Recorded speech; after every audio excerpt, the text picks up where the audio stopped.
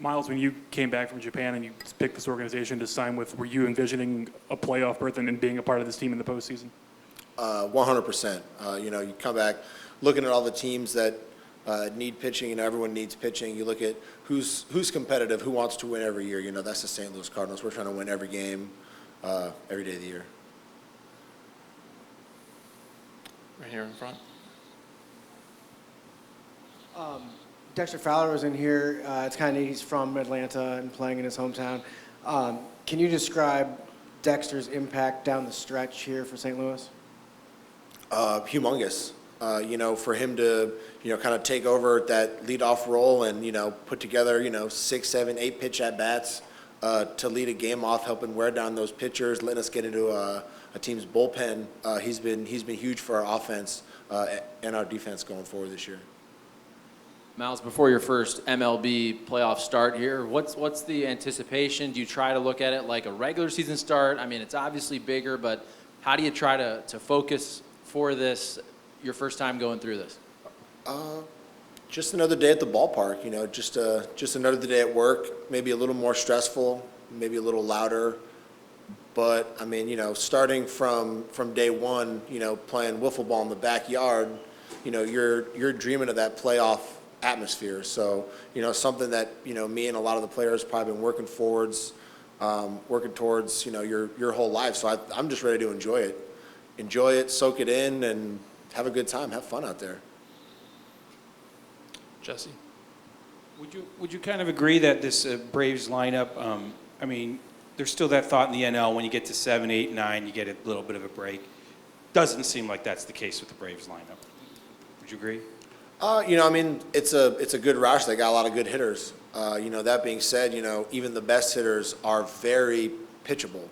You look at a guy, whoever leads the league in batting average is batting .350.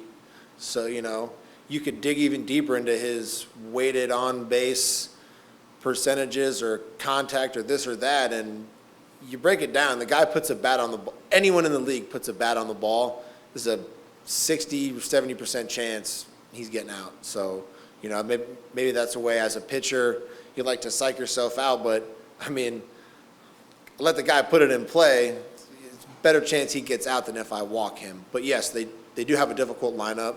I'm going to have to go out there and make pitches.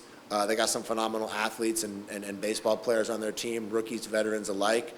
I think it's going to be a fun lineup to kind of navigate my way through. Mark? Kind of piggybacking off that a little bit, they have a lot of home runs in their lineup. If you look at, Yeah. What's the challenge for a guy who's a strike thrower like yourself in this era of the home run? In terms of if you're around the plate, the danger. I think the strategy is going to be pitching 101, keep them off balance and keep the ball down. That's a recipe for success. Any age, any time, any lineup. Mix up the speeds and keep the ball down, keep them on their toes, keep them guessing, and let the defense work. Got a great defense, going to let them work. Miles, speaking of defense, Kolten Wong said he's game ready. When you're pitching, to know he's hopefully going to be back there, what does he bring to you guys, especially defensively? Anytime you got a guy, Gold Glove caliber defense, chomping at the bit to get in there, it makes you excited. Gold Glove, to be at second base, a whole bunch of Gold Gloves over there at first. Our right side of the infield is locked down pretty solid, followed up by, I don't know how many double plays they say we've turned the infield. Paul turned those double plays, Carp and Tommy at third. The outfield we got, just great defense all around, and Wong just adds to that, overall confidence. Straight back. Miles, not only is it your first playoff start, it's the first playoff game for the entire team this year. Just how important is it for you to come out and set the tone right away about what this series is going to be?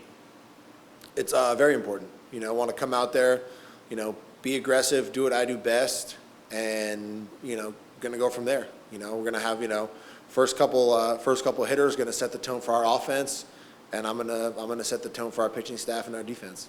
You're a pretty loose guy. Why do you think your personality is perfect to be in the postseason?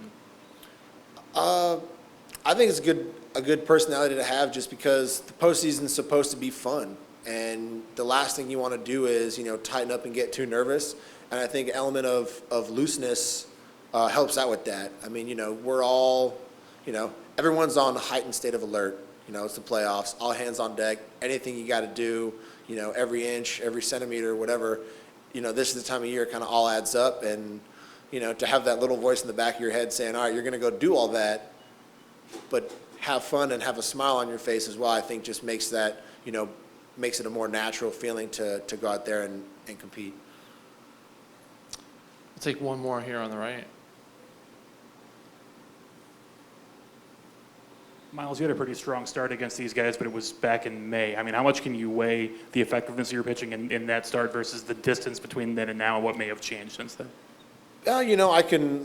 I could look to see if their hitters have changed any tendencies. I'll go back and I'll watch that game again. Who knows how many times I'll watch it between today and tomorrow. But, I'll watch it. I'll watch what I did well, what I didn't do well, make sure I'm not predictable, things like that. But like you said, it was a long time ago, and, sometimes those things are just best left in the past. I'm not going to look to an old game and rest my laurels on that and just expect success.